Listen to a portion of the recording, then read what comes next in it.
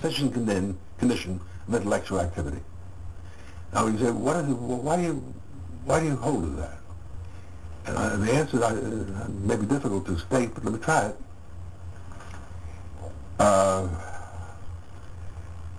We, in our ordinary speech, our vocabulary is filled with words of what are called common nouns.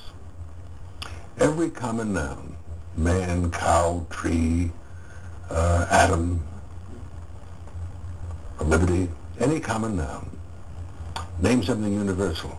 A proper name, Bill Buckley, Mortimer, Adler names the President of the United States. A phrase like the President of the United States in 1990 names one person. Mm-hmm. All our common names, they're universals. Our concepts are all universal in character. Now, the point about the universal is it cannot be in matter. Let me take for a moment two almost perfectly identical ball bearings, indistinguishable. Mm-hmm. Why do you say they're two? Because one occupies this space, one occupies that. If they occupied the same space, there'd be one, wouldn't they? Because mm-hmm. every respect identical. What makes them two is matter. Matter can't two units of matter can't be in the same place. So matter, the Middle Ages were very smart when they said matter is the principle of individuation. Now, if we thought with our brains, we could only do this as we see with our eyes, we imagine with our. You can't, for example, you and I can't imagine a triangle. You can imagine a scalene triangle, an equilateral triangle, a right triangle, a large triangle, a small triangle, a blue triangle, a green triangle. Everything you imagine is particularized. The shape, yeah. If you try to imagine triangle itself, you can't do it. Why can't you do it? Because to think triangle, you don't have to use your brain. If you used your brain to think, like use your brain to imagine, you use your brain, your eyes in your brain, your ears in your brain to see. Everything you see, imagine, remember in a sensitive fashion is always particular. But this is only when you're dealing with universals, right? What about say God? Is he universal? Definitely so.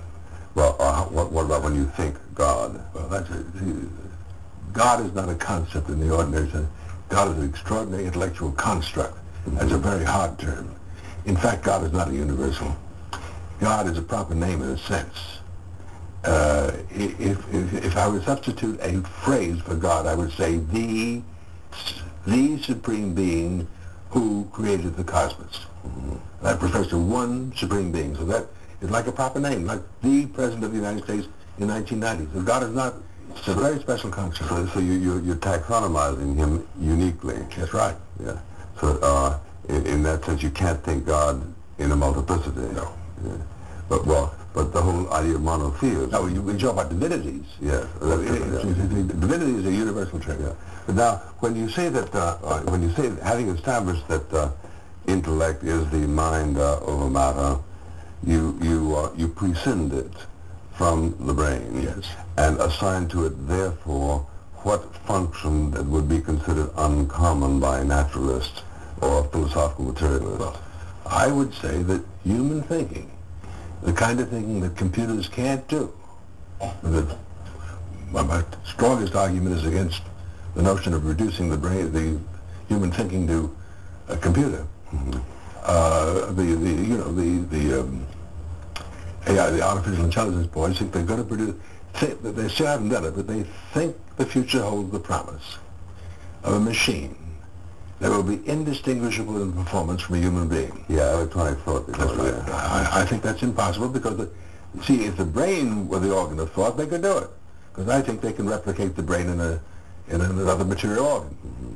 But if the intellect and not the brain is the organ of thought, they will not be able to produce a machine that can do specifically human thinking. Let me make a point about that. All logical thought is mechanical. Mm-hmm. They can produce machines that will be logical. But the wonderful thing about human thought is not logical. We can be logical, but all of our great leaps of actual transcendence. Yes, that's right. Yeah. Well, you're not telling me, are you, because I read a little bit of this stuff, that there are people around who are saying that they can develop a computer that will give you a response which you hadn't pre-fed it, are they? No. They talk about the computer having access to randomness, but like the monkeys who type out Hamlet. Yeah, that's right. Mm-hmm. But the way you can imagine this is, suppose you took an ocean voyage that lasted, let's say, 2 months, and you had a deck chair, and someone was sitting next to you, and you met every morning for morning bouillon on the deck, and you talked to this fellow next to you every day for 2 hours. Could you predict on any day what the turn of the conversation would be the next day? You couldn't.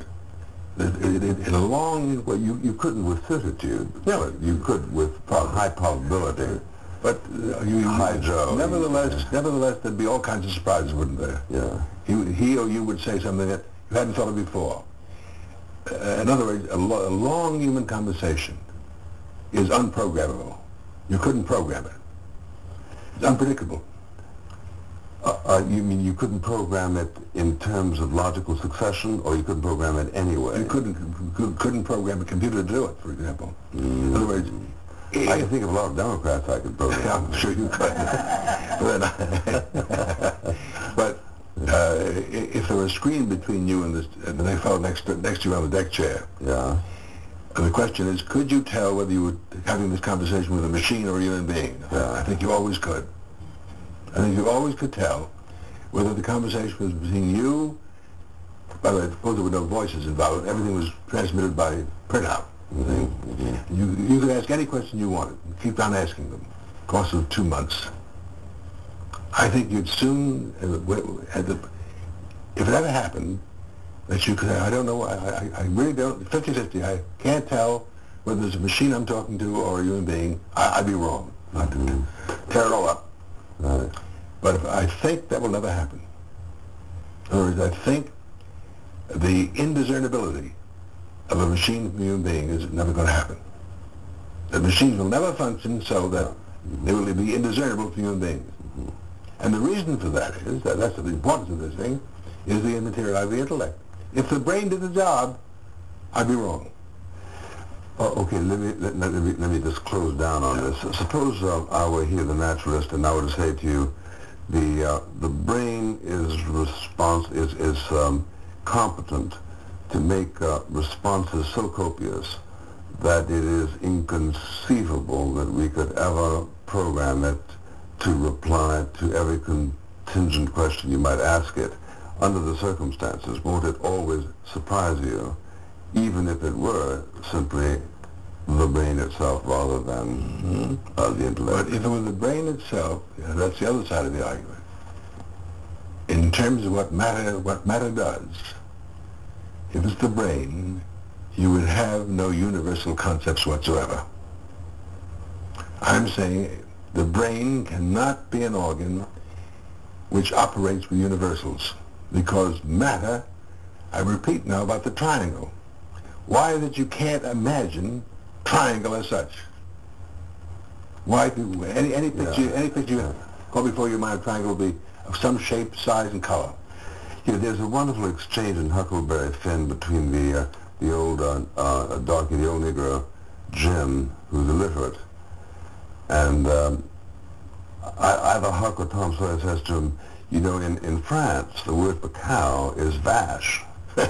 And he says, well, how can that be? A cow is a cow. How can it be other things? And this was really an instruction in universals to an illiterate, wasn't it? Right. Now, are you saying that this would be an indication of the working of the intellect? Because he could imagine... No. It is the fact that if you could not rise above your imagination, you could not think triangle. Mm-hmm. You could imagine triangles at the end of time. They'd always be of some shape, size, and color. But just think of, let's